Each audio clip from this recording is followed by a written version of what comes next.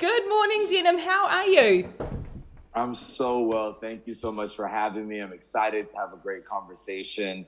Yeah, thanks for doing this. Thanks to everyone that decided to spend some of their Saturday, on this conversation. I think it should be fun and entertaining, and hopefully be able to answer some questions. Yeah, absolutely, absolutely. Hey, look, a huge congratulations on Yellowstone. When you auditioned for the part, did you have any idea how successful it was going to be?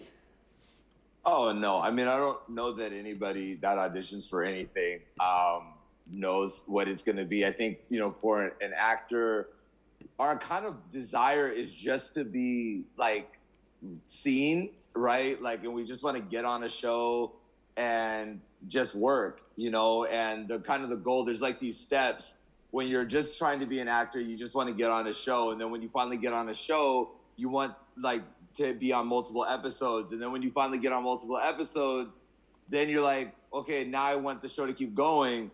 And then when the show keeps going, you're now like, okay, I just don't want to die, right? So like, there's so many of these steps that like along the way, you kind of like take a breath, but for every breath that you take, there's like a new milestone that you're kind of yearning to get to. So, doing the audition was this now 5 years ago almost, or no, it's about 5 years ago. Yeah. That was kind of the goal, is just to be able to be on a show. I didn't really know the gravity. I think it helps me a lot because I wasn't really familiar with the world. Like I knew of Taylor Sheridan, but wasn't like watching like Sons of Anarchy. I didn't know who all the major players were involved. Obviously I knew Kevin.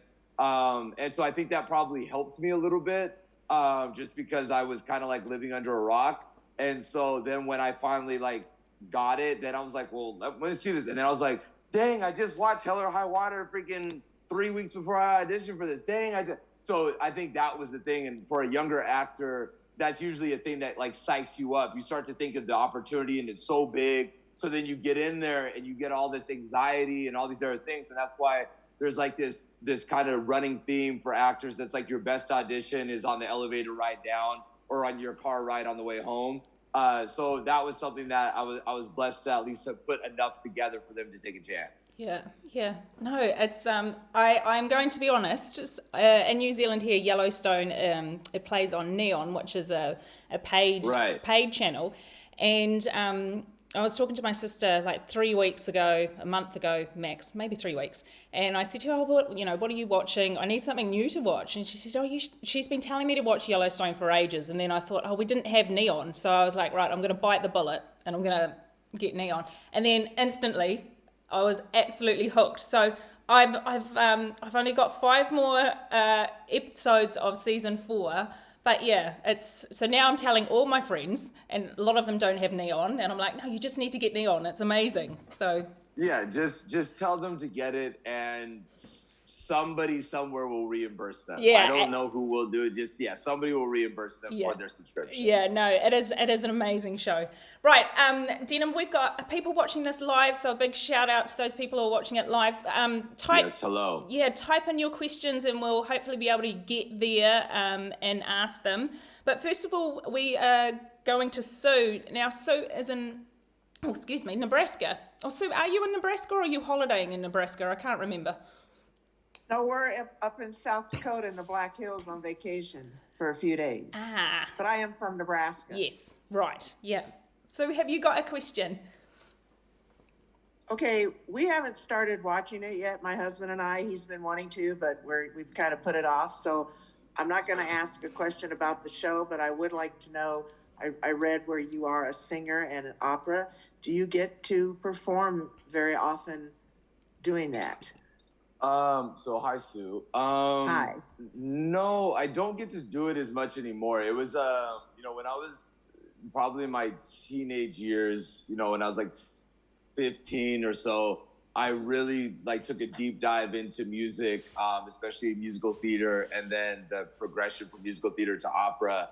And that was like, opera was like the most challenging thing I've ever done. I remember, still to this day, it was the only time that I've ever cried in a lesson, because opera was so challenging.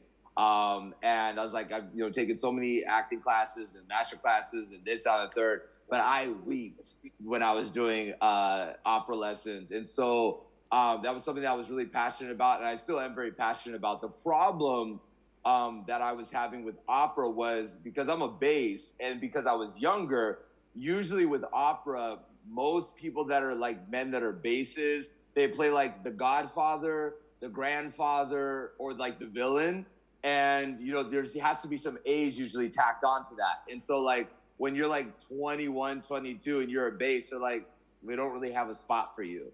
And then when I was doing musical theater, most of like the leads are like tenors, so they sing higher. So there's always a strange juxtaposition. So that's so I went from that, and then I started getting really into jazz, and that's kind of where I found a really good home for me. So I still train operatically, but I don't get to pursue it to the same degree, just because it's not a thing that you can just not do for a while and then just pick up and do it. Your breath has to be a certain way. It's really a physically demanding thing. Like, it's like if you took a year off of running a marathon, there's no way that you could just start a marathon and go. So maybe one day, but you know, I still train occasionally, but just not to the veracity that you would need to be impressive by any stretch of the imagination. Okay, thank you. Cool. Yeah, no problem, Sue. Thanks for the question. So Denim, have you always known that you've wanted to be an actor? Like, what's Yeah, I tell people often I was created for multiple things, and the arts was definitely one of them. When I started, I was like in kindergarten, so I was like 5 years old, and I was doing, we would do those like really crappy kind of like stage plays, and I remember the teacher was like, we probably had 26 kids in the class, and they're like, we had what we call like school families, so like every Friday. The school that I was going to was like K through 8th grade. And so like every Friday, a new grade would have to put on a little, in my mind, I thought it was like a performance of a lifetime. It's probably like 10 minutes. But, I remember we were doing these rehearsals, and she was like, okay, so you're going to stand right here and you just hold this sign up, and then that's it. And I was like, okay, I can do that. And so then when the school family started, all of the teachers and some of the parents of the kids, and like if the faculty was all there, and I felt like, well, I can't just like be on the stage and just stand there with a sign. You got to give these people a show. Like, they're here to see you. And so then became like all the upstaging while people are talking, I'm dancing. It was just it was ridiculous. And so at the end of this, a couple weeks later, they were going to do like this giant performance at the school. There's going to be like 600 people there or something like that. And so one of the teachers had come in and said, hey, do you think that, Denim would like to sing? Came to my parents and said, do you think Denim would like to sing in this performance or whatever? And they're like, I guess they asked me, and I was like, yeah. And because I wanted to do it originally because I got to get pulled out of class or whatever. So it was like after lunch, it's time to start doing, I don't know, 2 + 2, I don't know what we were doing. But all I knew is I didn't have to do that, and I got to go sing. And I was like, if that's what this means, I want to do that. And so naturally that kind of just sparked a real interest in me. I did this performance. I was only supposed to sing one verse. I love to see the audience. And then like I automatically started going to the second verse. And then the piano teacher was like, stop, you're supposed to stop. But then after that, so from there, that was kind of just all she wrote. So ever since then, it's always been what I wanted to do. Oh my goodness, my son, he's 12. He sounds like exactly how you are. Loves the spotlight, loves the stage. Will get up and sing in front of 700 people at school, and his sister will be cringing. But yeah, no. Yeah, it's the bug. You can't shake it once you get it. So Dina, now we have got a question from Anthony. Is her name's Epony? Anthony. Oh, Anthony. Okay. Oh, Anthony. I was like, okay, Epony from Les Miserables. Okay, Anthony, how's it going? Good. How you doing, Denim? Very nice to meet you. I think it's pretty cool. Thank you for Belinda for doing this for so many of the fans. I think it's great, especially the times we're in now where it's just so much uncertainty and stuff. But my question was, I know a couple people, I guess, haven't seen the show yet, but I wanted to talk about I was a late starter. I think we started watching it when you guys were in season 3. Then we started watching it. Got it. And one of the things that has just become fantastic is the dynamic between Teeter and Colby.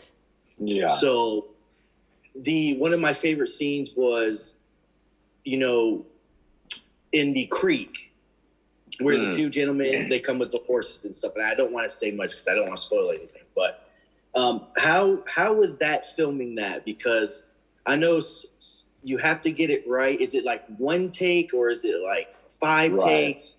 How does that work? Because I thought that was such not a turning point, but it was like a connection between, okay, you know, we're really family here. And it doesn't matter if you're a woman or a guy. It's just all Yellowstone. So I just wanted to ask about how that scene was. No, it's a great question. So I mean, look, and anybody that is here that has watched Yellowstone, just ask the questions. Those that, if they haven't watched it yet, they will watch it. I don't think they're gonna stop watching it because it's like usually people are not going to stop watching if you talk about one situation. So if your questions are that, I don't think you should be afraid just to say it. So we had this really exciting time of Jen Landon, who plays Teeter. You know, we have this crazy scene in this creek where Wade and his partner are coming to essentially attack us. And so, no, that scene was definitely not a one-taker. There's a lot of moving parts in that scene. You know, it's a creek, which felt more like a river. It was pretty big. But, you know, and there's horses, and the whole kind of thing is, you know, we get attacked. So, we're in the water. There's horses that are coming. They're kind of whipping us, kicking us. And then these horses are having to stomp on us, right, while we're in the water, underwater, and trying to come up for air. And so they're just based off of the geography of the kind of coordination. You can't do that in one shot. And so we had to kind of break that up, which to most people, they're like, oh, that's a relief. And it's like, it is, but you have to remember that that's take after take after take of going in the water, coming out of the water. Water's very, very cold. But it was such a fun, you know, for me as an artist, I live for things like that. I'm a very physical person. I grew up as an athlete. So for me, the kind of physicality of acting is something that allows me to like really get my teeth into it. The water was so cold, and it wasn't as bad as during the day or when we were talking about that scene specifically, but the next day or the next episode when I'm coming out of the water and it's night, that was just absurd. It was so cold. But again, it was one of those moments that, you know, we have the best stunt doubles. I think Stephen K directed us on that. And like, I remember the craziest thing I've ever seen a director do. So we're getting ready to get in the water, and I take my shirt off, and Jen has to take her clothes off, essentially get in the water. And Stephen, and I can't remember whose AD was at the time, takes his shirt off as well. And I was like, guys, what are you doing? He's like, I would never ask you guys to do something, you know, that, you know, I wouldn't be willing to do myself. And I was like, dang, like, that's what's up. And so that was like really cool. Just speaking to your thing about like the family, it kind of extends not just in the world of Yellowstone with the actors, but it really branches outside. Like everybody that you see, every shot that you like, there's crew that are in there mucking it together, that are fighting the elements together. And we're just the ones that happen to get most of the, you know, praise for it. But there's a lot of moving pieces that go on behind the camera to make sure that, you know, there can be that level of intimacy. Awesome. Well, thank you. I appreciate it, man. No problem, Anthony. Thank you. All right. Cool. Thanks, Anthony. We'll come back to you. So we have got a question that has been emailed through from Jamie. And I'm not quite sure if you are allowed to answer this question, but she's asked, how many episodes of Yellowstone have you filmed so far for season 5? And do you know when filming of season 5 will be completed? I'm not quite sure if you're actually allowed to answer, but I'll say this: season 5 comes out November 13th. Yeah. Okay. There we go, Jamie. There you go. I tried. Okay. So next, we have got a question from Wendy, who's in Nebraska. Hi, Wendy. Hi, Denim. How are you? I'm good. How are you? Doing great. Thank you for doing this. No problem. It's always great. Anytime we get to engage, I think is a blessing. Yeah, I follow you on Twitter and Facebook. I love your Mission Mondays. So, and I bought your book, your ebook. I bought it when you first put it out. Thank you. So. How did you like it? I loved it. Oh, thank you. Thank you. I appreciate. Yeah, I appreciate that. Thank you, Wendy. I feel like I've been interacting with Wendy for like years already. Aww. Like she's the one name on here that I was like, oh yeah, I know Wendy. Like I talk to Wendy and Wendy interacts with me so much. So I always appreciate that. So it's a real blessing. So I love actors and actresses interact with us fans. Oh, thank you so much. You're welcome. So my question is, and I actually asked Ian this same question. So it'll be interesting to see how you guys differ. So I asked him, if you had 3 wishes, what would they be? But wishing for more wishes. What do I wish for? Man, let me see. I guess I could have thought about that. What 3 wishes that I would have wished for? I think one wish, and again, I won't preface this with anything.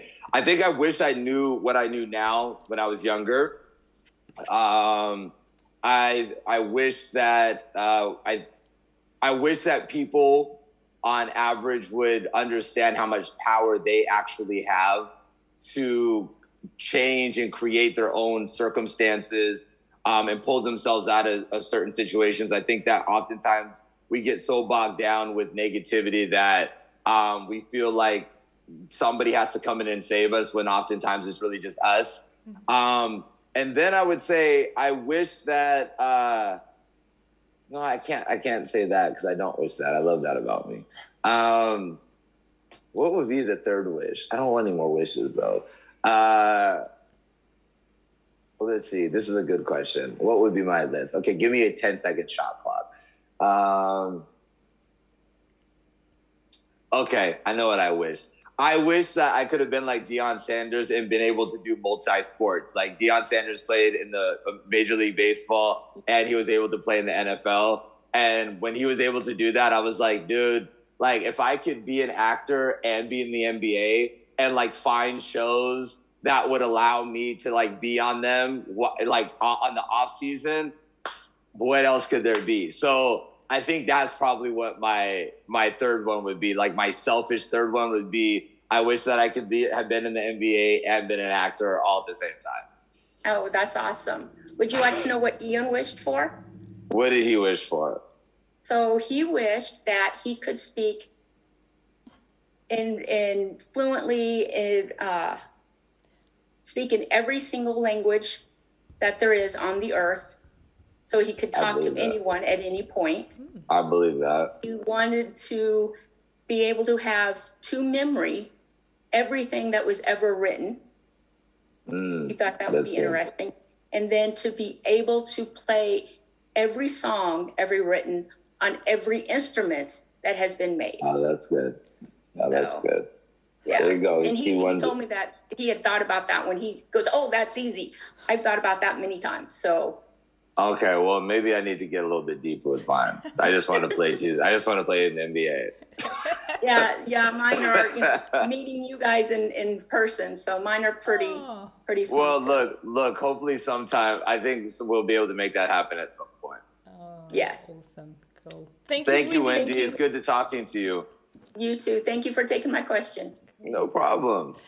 So, Denim, you speak German as well, is that correct?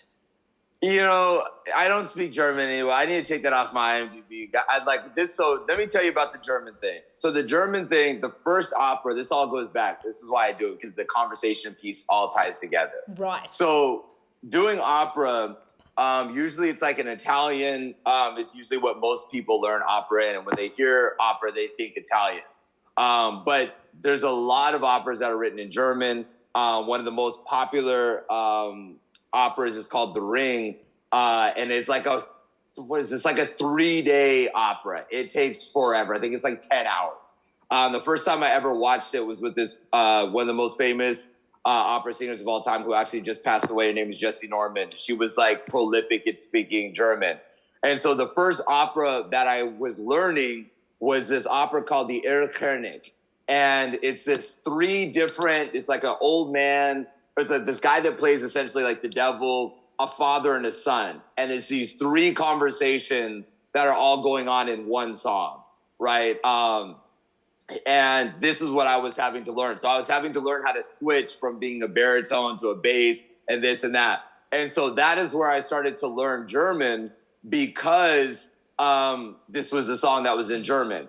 And so what ended up happening was, from there, I started buying all these tapes. I was like, I'm going to go to Germany and study. I'm going to do all these other things in German. And I started learning, and I started getting pretty good, because it's like, once you start to like have the songs in your head, you start to be able, if you're slow or whatever, because like somebody will say something to you in German and you're like going through the song and like picking the part of the song where the response makes sense. And then you extrapolate that. But again, like with opera, languages are the same way. Like if you are not staying on them all the time, they're gone. It's like they never even existed. And so the other day I was doing this, it was like last month, I was sitting in the car and this guy was like, oh, so I heard that you speak German. So he literally just said like the most basic thing that I know the answer to for like a decade. I couldn't find it. Like I could not. I was like looking at him and I was like, oh yeah, that sounds really, hey, how do I respond? I just don't remember. So I did used to speak it. I used to be able to sing in it. I thought pretty well. But now I'm just a fan. You know what I mean? Like I'm just a fan of it. So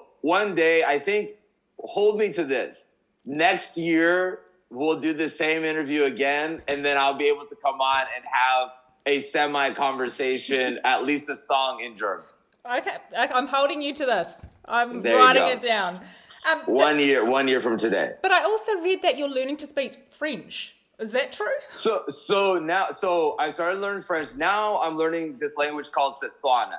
Okay. So this is a big deviation. I'll tell you why the deviation is because I spend a lot of my time in Africa. I have a home there. I live there.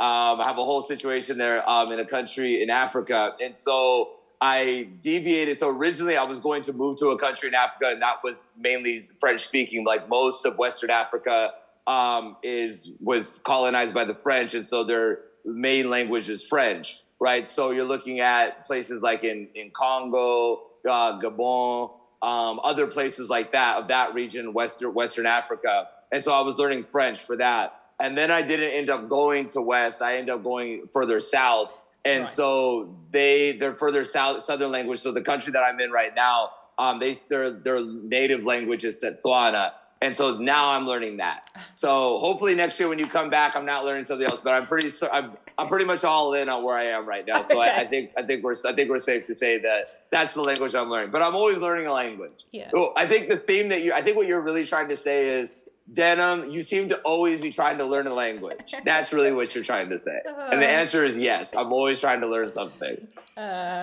Brilliant. So we had a fan question come through on the Reddit site, and they have asked, if you could choose a storyline for your character, what would it be? A storyline for my character. I think an interesting storyline for Colby. I mean, to even try to throw anything into the ring. I mean, Taylor does such a great job, but I think if you were like saying like, okay, Denim, selfishly, if you had something for your character, I think it would be interesting to see if the place that I left before I got to Yellowstone, if that place would ever come after me on the Yellowstone to try to bring me back. So I kind of imagined Colby's storyline that he was working with his dad, and that his dad owned a mini ranch, but I think that his dad wanted him to be like him, and Colby wanted bigger. And so I think he just left. And I'm waiting to see, I think Colby's always waiting to see if his dad is ever going to come and force him to come back to their smaller ranch and see what that interaction would be like in navigating that theme. Cool. Awesome. Right. Thank you. So we are going to Virginia, and Kerry, what's your question? Hi, Colby. Colby. Hi. Yeah, look at me. Sorry, it's okay. Denim. It's okay. It's fine. They're all interchangeable at this point. Yeah, sure. So I wanted to thank you so much for taking the time to talk to us and talk about the show and talk about your life. It's very interesting. I wanted to talk about horses a little bit. I have horses, so that's an interest of mine. And I wanted to know if you own any horses. I don't own any horses. My dad does own horses. My dad actually does like horse rehabilitation, and he also breaks them. And so I kind of learned that way. I didn't realize, when you're younger, and it's like this with anything, you don't realize like your parents make things look so easy. And then when it's time for you to do it, you're just like, no one can do this. Why would you do this? Right. Like, and so like, with horses, right. Like, as you would know, when you grow up and you see horses, you're like, oh, it's just a horse. You just get on it when you feel like it and then you're done. And then when it's like, you automatically assume because you enjoyed it as a kid that like, it'll be the same as an adult. And then it's like, so where are you going to house them? And then the food, and then the cleanup, and then the this, and then that. And I'm just like, no, I don't have the bandwidth for this. Like, are you kidding me? And so, and because I grew up more in like a bigger city or whatever, so that was hard. But my dad is really great. We have 2 horses. I think they're kind of expanding. I guess we're getting probably more horses. But so he does a great job of that. And so that's always kind of kept my affinity for horses going. And I do see myself down the road getting a place that would be able to allot me to be able to have some horses, just because I do think that it's, horses I say are like avatars, right? Like whatever energy you put on them is what they're going to give you. And I do think that there's such a calming thing. And my dad also does this. He does this for like kids with special needs and stuff like that, where they will come to a ranch and then he will pair these children with horses, because there's a certain energy that these kids will be able to receive from horses. They're very therapeutic. And, most people don't really look at horses like that. They look at them as, kind of these just worker horses or to like race, but they're very, very therapeutic animals. And so I really have a deep affinity for them. So hopefully one day down the road, I'll be able to do that. Oh, that's cool. Yeah, I have miniature horses and ponies that I do specifically work with special needs kids. Oh, so how exciting. That's definitely a passion of mine. So. Okay. So then, you know how rewarding that can be. Yep. Thank you very much. Thank you, Carrie. I appreciate that. Thank you. We take a number of our students out to, it's called Grace Stables, and it's exactly the same. And oh, wow. Yeah, to watch the kids, it's, to see them, their children who've had trauma throughout their lives, and to watch them with the horses, and it is. People, you can't understate the importance. Like horses they're pretty special creatures. Yeah. So on the show, have like obviously you grew up around horses with your dad and so forth. Were there actors who had never been on a horse before, and then like it was a brand new experience for them? Yeah. There was a couple. So Jefferson White, aka Jimmy. Yes. I don't think that he had ever been on a horse before, which actually worked to his benefit because he's not supposed to really be good at riding a horse.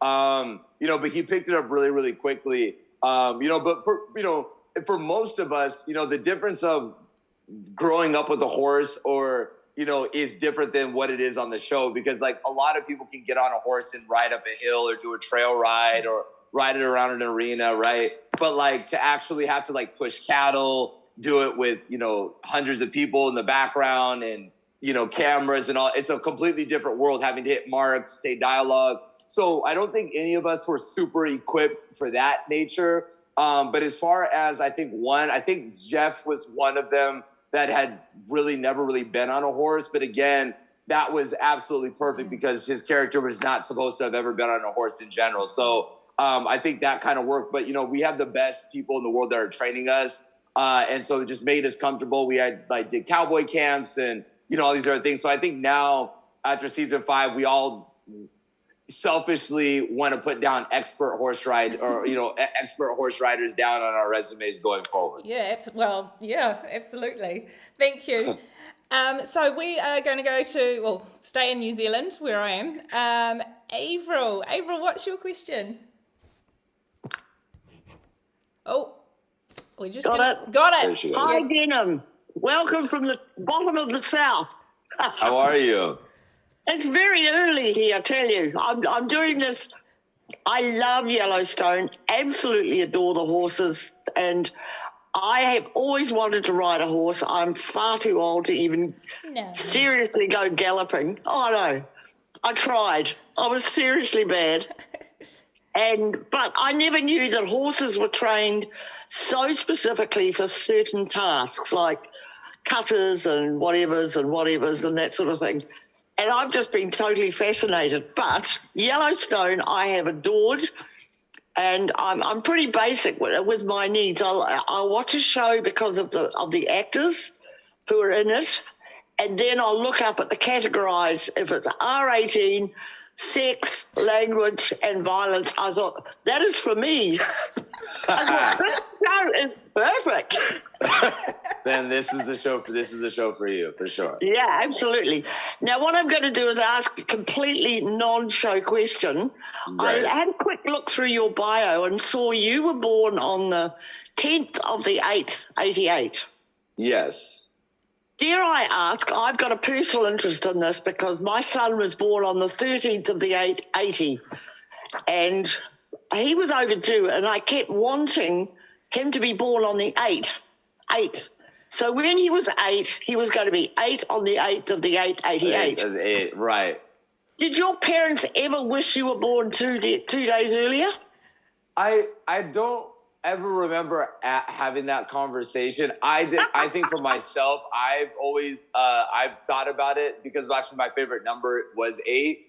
Because most of my athletes, their number was 8, and so that was just based off of that. But yeah, that was something that I don't ever think brought up. I think if I remember correctly, I think that my mom was in labor for like 2 days. Oh. So I think So I think like the intention was for me to come on the 8th, but I decided to buck the system. I decided to say, no, I will come when I decide. And so, but I think to my knowledge, I think that she was in labor on the 8th, but that didn't happen. So, maybe for my future children, if I time it just right, maybe I'll be able to get that. But I don't know that I'll ever have 888 across the board ever again. No, it was an amazing experience. And both my ex-husband and I were furious because the doctor wouldn't have a bar of it. He had no sense of humor at all, and he could not see the importance of it. Yeah, the irony of it all. I mean, look, that's at that part. I'm like, just change the birth certificate, dude. Here you go. Here's a couple $100. Change the birth certificate over 5. Right? Like, who's gonna know? The kid's not gonna know he was born 2 days before he was supposed to be. Not a big deal. Oh, well, hey, thank you. I really love you on the show. You're so fun, bright, thank you, crazy, wacky. Yeah, and good language too. Excellent language. Thank you. I appreciate it. Thank you, April. I love the energy. Thank you. Bye. So, Denim, I had 10 questions come through about just before the interview from Tracy. So I'm obviously not going to ask all 10 of them. I'm just scrolling through. What's the most embarrassing moment on the show or the set? What's been the most embarrassing moment? Oh, I don't know that we've had an embarrassing moment. Most embarrassing moment on the show. I have to think about that one. Okay. That one I don't know. Okay, I will ask her question number 7. She says, will Colby play a bigger role in the criminal aspect of the ranch now that he's a branded man? And how will taking the brand change him? Yeah, I mean, so we took the brand in season 3. Yes. And so what's interesting is the great thing about how Taylor writes is he can start things and then put them on pause, move away from them and go a different direction. And then he'll always find a way to kind of loop back around and pull those storylines back. And so, there's definitely a world where Colby could do that. But, you kind of have to also remember that with the storyline of how we end up getting Brandon in the first place, it wasn't necessarily like we were intentionally going out to do like some type of malice intent, right? We were attacked. And this was like, and they tried to kill us, and they weren't going to stop until we were dead. And so because of that, that is what the natural progression to how we ended up getting branded was anyways, because we all kind of took part in the viewing of the death of Wade. And so it'll be interesting to see. I think that's definitely a possibility. But I think it just has to be woven in a certain way, because I don't think there's a world where like Colby just goes dark and then all of a sudden he's like, I want my pound of flesh. I don't know that that's ever really Colby. And so I think his type of thing is he's kind of like a ride or die. And like, if it fits for them, then I think it fits for him. But I don't know that he'll ever like just willingly be like, yeah, let's go rogue and let's get after it. I don't know that that's him. Yeah. Okay, cool. Thank you. So now we are going to go to Camille. Camille, are you still with us? I know you were here just before. If not, it just took my Wi-Fi a second to connect. That's all right. And you've got video? Oh, I can hear her though. Yes. Oh, there she Oh, is. there she is. Hi. Hey, what was your favorite thing to film so far for Yellowstone? Honestly, I can't give that away because that's in season 5. I really enjoy like our bunkhouse scenes when we're all kind of together. It's always really, really fun. Any kind of opportunity when we can all be on the same set together, especially the times when, it's everybody, including like Rip, who's played by Cole Hauser, when he's there as well, because we're all like, the show is very unique because we all like really enjoy spending time with each other on and off set. And so anytime that we actually get to hang out together there, it doesn't necessarily always feel like we're working as much as it's like a social hour with cameras. And so usually any bunkhouse scene, as challenging as sometimes they can be because there's so many moving pieces, it's very fast. But I think it's always great because it's like everybody's there, everyone gets to interact. We all get to kind of do some ad-libbing, which is always fun. And then you get to, oftentimes kind of work with people that you wouldn't necessarily always have scenes with. And so I think that's always fun. So I would say almost anything that has to do with like inside the bunkhouse, I think is super exciting for us. Good to know. I was say they're funny to watch. Awesome. Thank you. Well, there'll be a lot more to come season 5. Yay. Awesome. Hey. Thank you, Camille. So with those scenes, like you say, there's just so much energy and they're so fun to watch. Do you have to stick to the script, or can you ad-lib, or? Yeah, Taylor does a really good job of like he really trusts us. So we get to definitely do ad-libbing as long as there's certain beats in there that we definitely have to hit, but that's just part of the course, right? And so, he does a great job of allowing us the kind of freedom to be able to, just go with it, whatever keeps the energy up. And I think that in doing so, the audience feels more connected to it. So it doesn't feel so threaded and woven. And so there's a lot of benefit into kind of having it be a little bit off the wall sometimes. And so he definitely empowers us to be able to do some ad-libbing. And that's always fun for me, especially because you kind of give me an inch and I'm happily will take a mile. Cool. Awesome. Thank you. What's on your bucket list? On my bucket list? Let's see.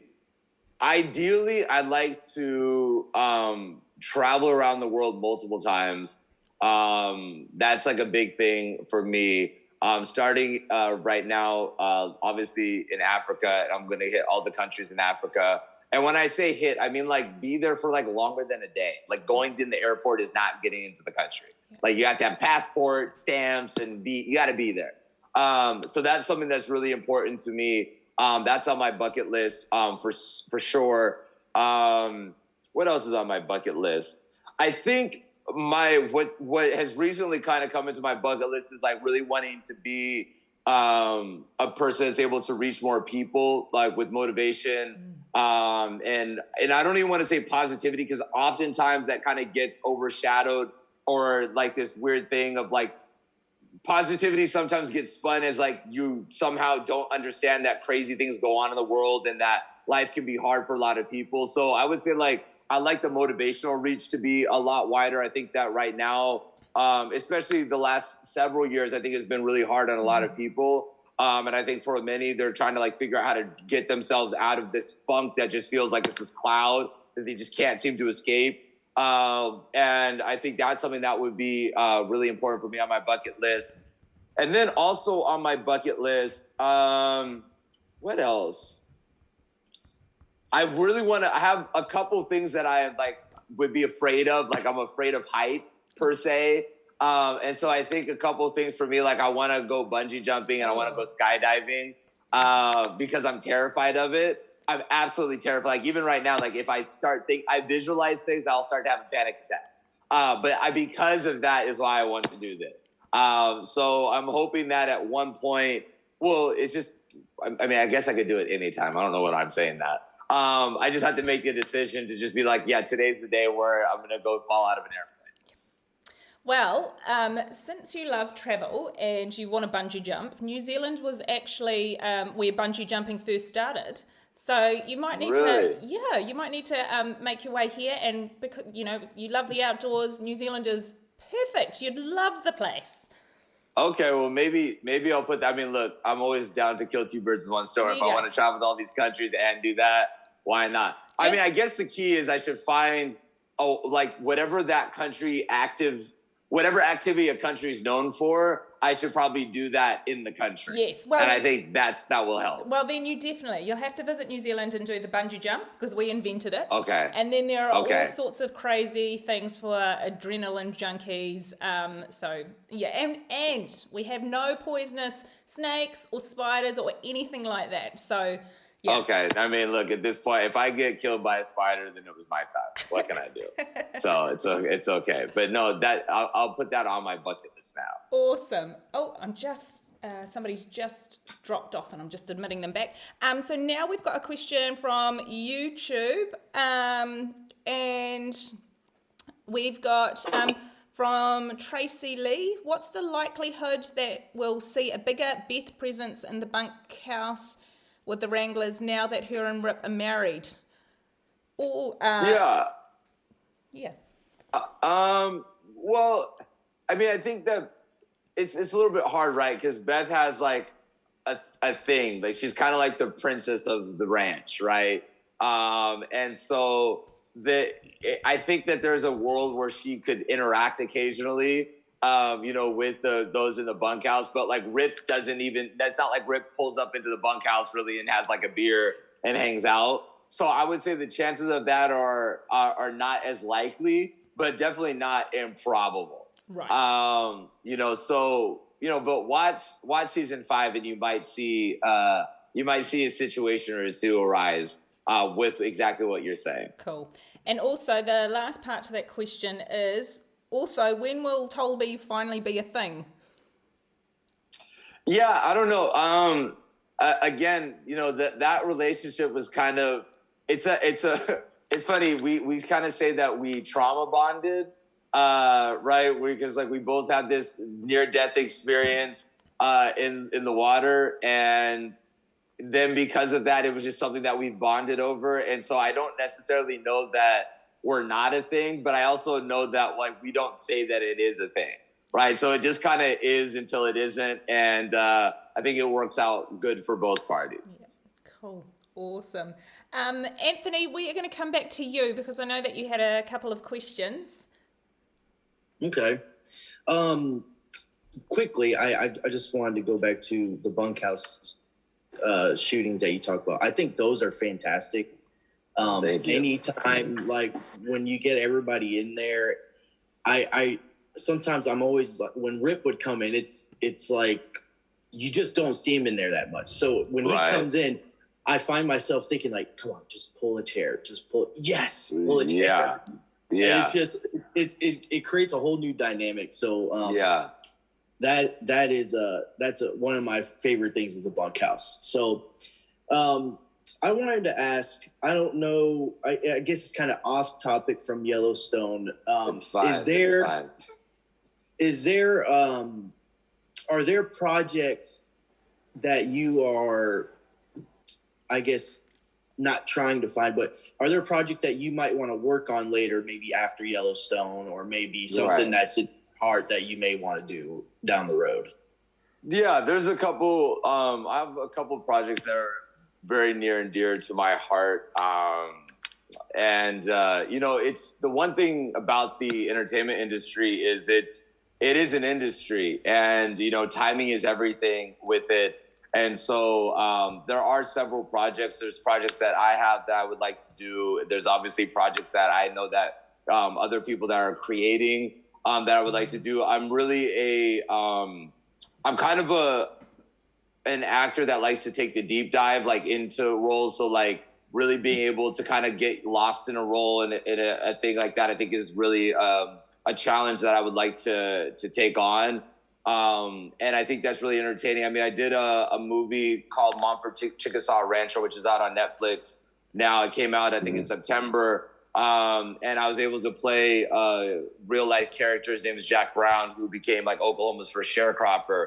And it was really interesting because they didn't have a lot of they didn't have any books. They didn't have really anything. They could just tell me a gestalt of some things that his family was able to say about him. And so we kind of had to create this whole thing from scratch. But I really enjoy doing things like that because it really forces you to take that kind of mindfulness of what it is to be a human being and really kind of embrace that and have different situations where you get to really utilize that. So I think that for me, I do have several projects of my own that I want to do. That I'm very prayerful that will be coming out in the next couple of years. And then, there's a lot of projects that other people are doing that I would be super excited to be a part of if given the opportunity. Awesome. Well, I appreciate it. And thanks again for taking the time to talk to your fans. I think this is great. I think it's a way to connect and just show people, that, hey, times are rough right now, but there's times where you can get to the fans and let them know, hey, life is good. This can be better. Like you said, be motivating and stuff. So I appreciate it. Yeah, if I just take 1 second for that, I think if anybody follows me on my social media or my Instagram, obviously I do these Mission Mondays, and most of my thing is about kind of that motivational type of thing. And it was interesting. I'm actually going to be doing a video about it probably sometime this week, but there is this thought process that when you are kind of motivational or when you try to take a positive position, that oftentimes people out there will assume that you're somehow ignorant or agnostic, which just means without knowledge, to the things that are going on in the world, right? And it's well, how could you say be positive and pull yourself up and do this, do that when this is happening, that is happening, this, and it's it's because of that. It's because of that why I'm able to do it, because it's about making a choice, right? If you turn on the television and you decide to sit and just be inundated with negativity and all this, it's a choice. Good, bad, or indifferent. No one's forcing you to turn on the TV and keep the thing. There's remote that's got thousands of channels doing that. And so what it is, it's about getting us to a place where we understand that we have choices and that we can be, and we need to be more of an active participant in our own life, right? If you're a parent and you have a child, if your child just goes and does something, you can't get mad at them for doing it because it's well, where were you? What were you doing? But we're adults, right? So we have to be active. We have to actively be participating in our life, making sure that if we want something different, we have to find active ways to get that which is different. And I think oftentimes we try to find these certain avenues or these channels or people or celebrities or athletes or politicians, whatever, to try to get us to want to do more for ourselves. But the reality is, it's no one can ever want more for you than you're going to want for yourself. And so for me, my whole thing has always been about now, especially with the last couple of years, like you were talking about, Anthony, that it has been extremely challenging. But out of that, there's been a lot of people that have done a lot of things that they never would have thought they would have been able to do, right? Because of it, because you weren't able to move as fast. So you're dang, maybe I'll write the book that I never thought I was going to write. Or maybe I'll start the podcast I never thought I was going to write.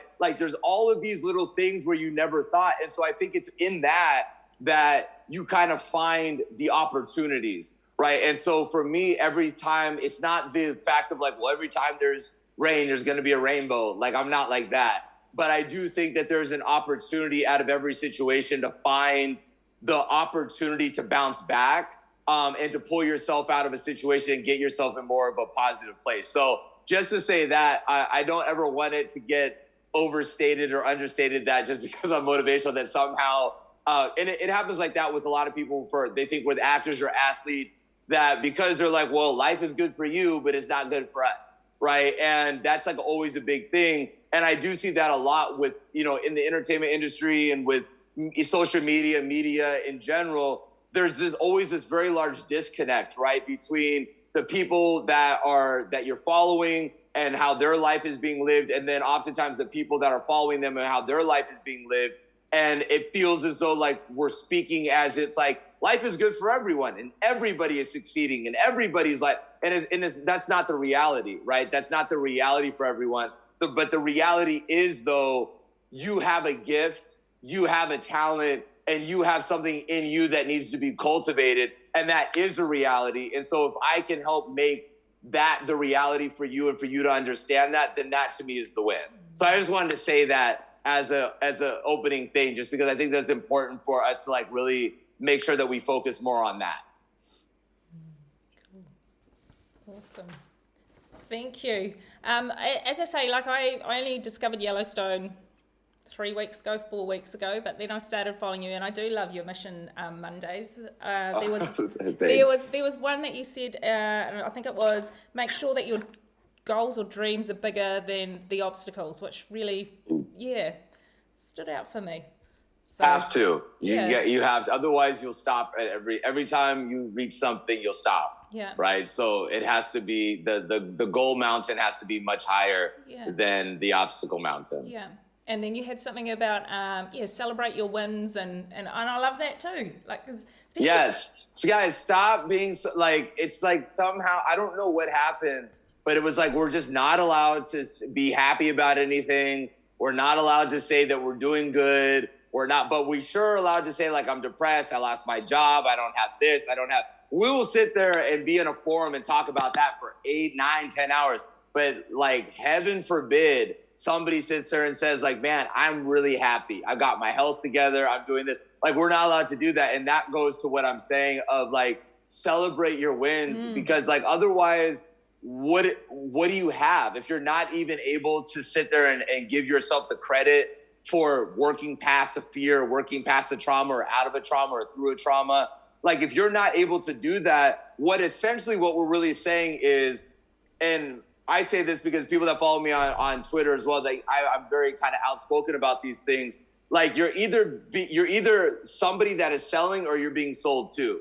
And oftentimes when you turn on certain things, they're always selling you something. You're depressed. You're sad. You don't have enough. Somebody else always has more than you. And you're being sold on that. And oftentimes, because we're so inundated in that, we buy that. And we actually believe like, dang, I guess I don't have that. Or when life actually happens and it's just one bad situation, it becomes this snowball effect of like, you see, this is why I never try to do anything. And it's like, yeah, obstacles happen. Like, it's just a natural progression of life. But now there's been like a commercialization of downfalls or shortcomings as if like, if that happens to you, you might need to take something for that, or you might need to stop. And it's like, this is what happens in life. So celebrate your wins. Everybody has a win every day. And I say this all the time, weekend or weekday, find your win and get your win by all moral means necessary. Yeah, cool. I must admit, when that came out, I'd finally booked this interview with Britani, who's been amazing to deal with. Oh, she's great. Yeah, she's great. And I told everyone because I was celebrating my win.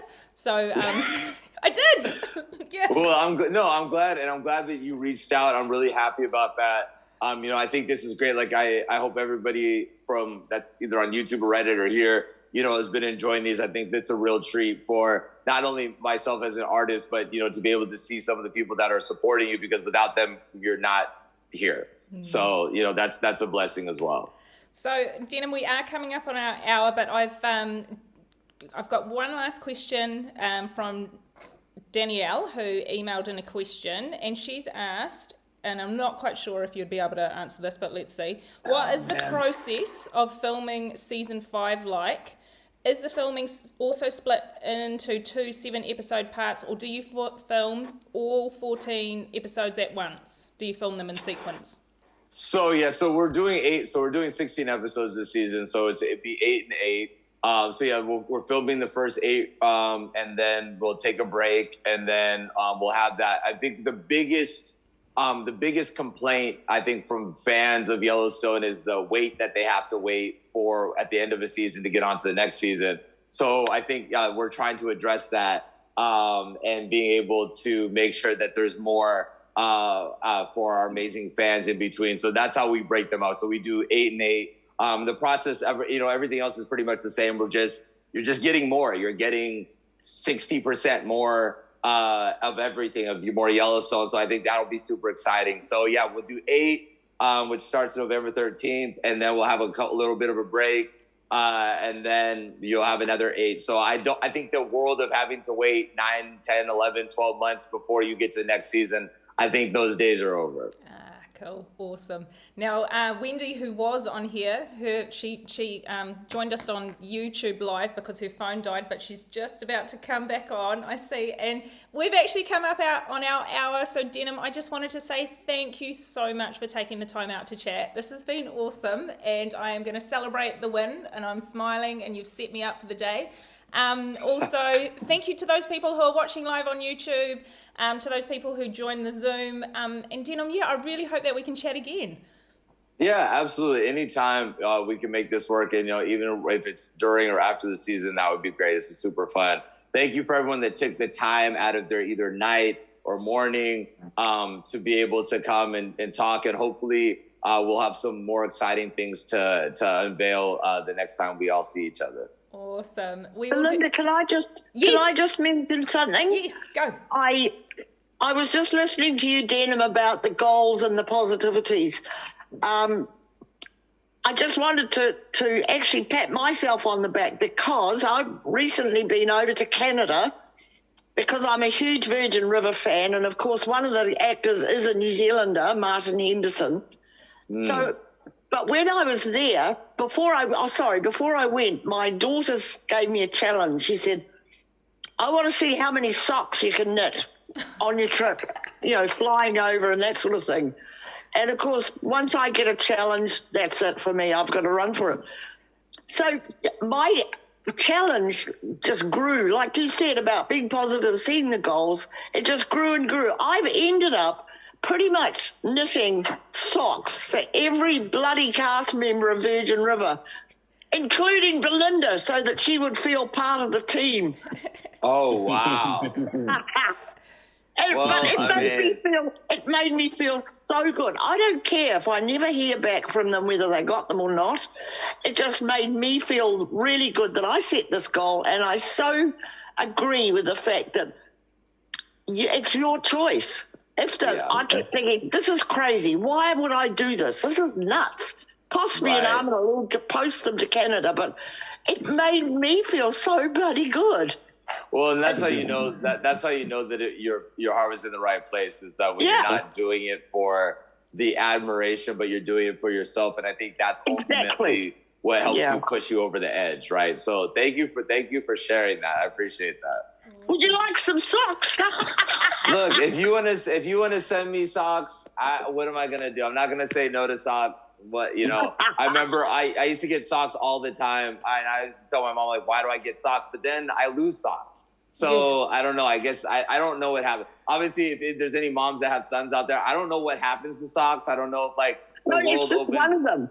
One of them goes missing. Okay. So no, exactly. So for me, I probably have different color socks on. They're not the same brand.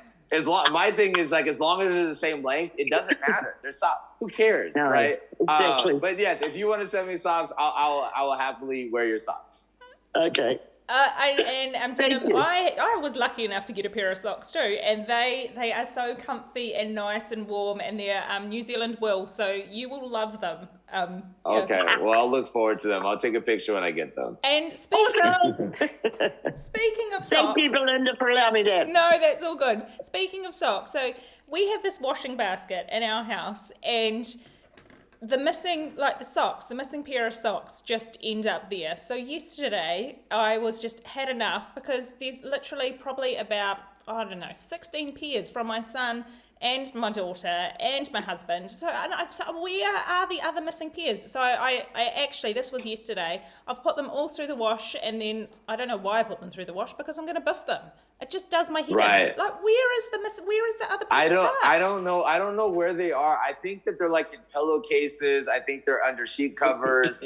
Like I believe, I don't know what it is about socks, but like I think that there needs to be like a string that gets attached to your ankle so that when you take them off, you have to so that because I don't get it. You know, either that or get them a GPS. No, I couldn't tell you. But I don't lose my socks. So why is it like... Right, but I think you're intentional. Like when I take my socks off, I feel like I'm like doing like a victory lap. Like it's like when you take your socks off at the end of the day, it's like I won the day, I'm over it. And then I just throw them anywhere. Like to throw them in the basket, that is not the goal. The goal is just to get them off of me. And wherever they land, that doesn't have anything to do with me. So that's probably why I just buy, like, put it this way. I prefer to go out and just buy more socks than to even flip over a mattress to see if there's any socks there. So I totally understand. I have probably hundreds of pairs of socks, but I can only find 20 of them. Okay. Right. And on that note, we'll end the interview talking about socks. But Denim, thank you so much. And thank you to Britani. As I say, Britani has been amazing to work with organising this. And, there you go. You just flicked off for a minute.